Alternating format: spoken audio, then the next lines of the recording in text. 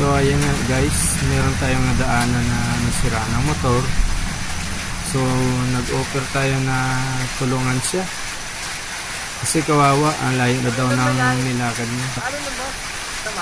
Kaya ayan guys, mintuan ko. At tamang tama, meron akong baong tools at may panghatak din kung sakaling kailangan hatakin ng motor niya. Maghanap kami ng pwedeng parkingan.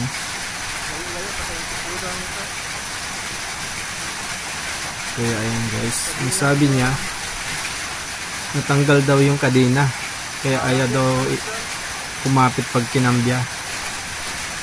So naisipan natin buksan para tingnan guys kung matanggal nga po yung niya, kadena na sinasabi. Magbayot to. Isang tala, dito magbayot to. Buti na lang guys at may baan tayong tools.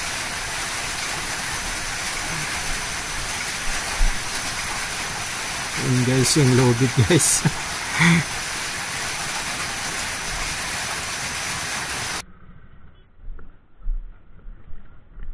Gayo pating tikuran to. So ito na guys, sisimulan na natin baklasin yung mga tornilyo.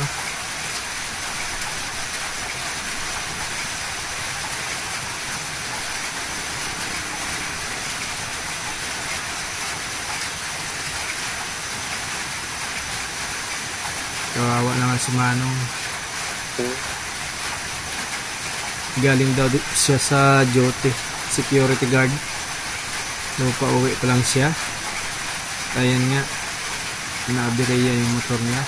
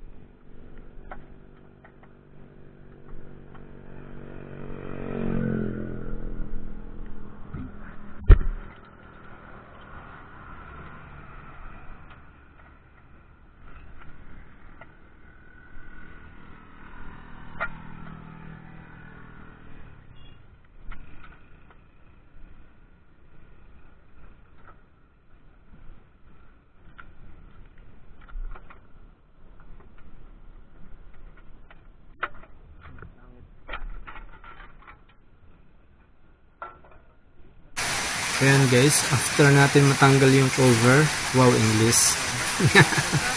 We find out na hindi pala kadena yung natanggal guys. Hindi yung sira guys, is clutch lining, sunog na. Ayaw nang kumapit. Kaya nag-decide na lang akong ibalik yung cover at hatakin na lang siya doon sa medyo malapit na paggawaan ng motor guys. Mabuti na lang at meron tayong naispatan kaninang bukas na talyer. So doon ko siya dadalhin.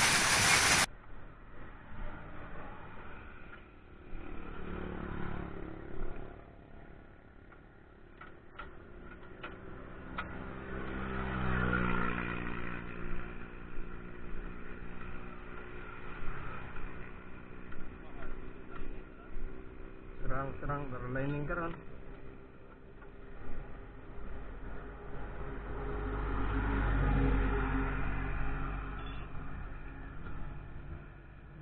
Hindi nabaran sa 300.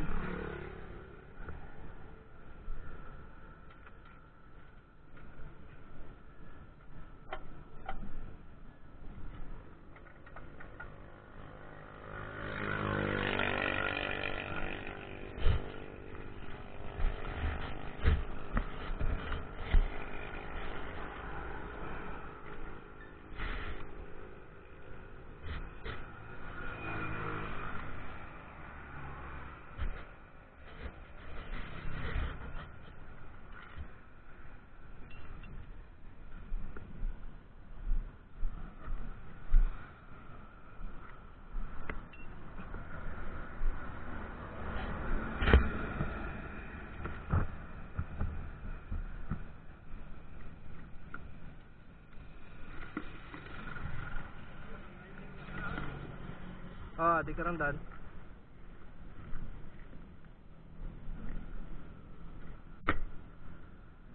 Pure ta lang.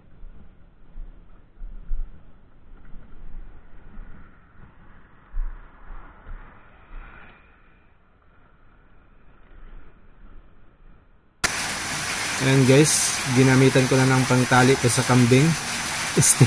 Pangtali talaga yan guys pagka nasiraan yung motor. Nasira yung motor ko, magpapahatak ako, ganun.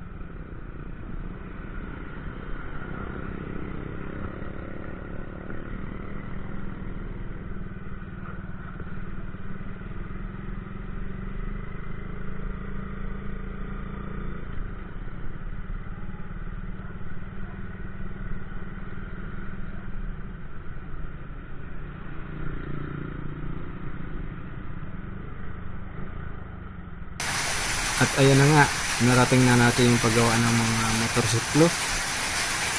At saktong-sakto meron silang naka-reading mekaniko.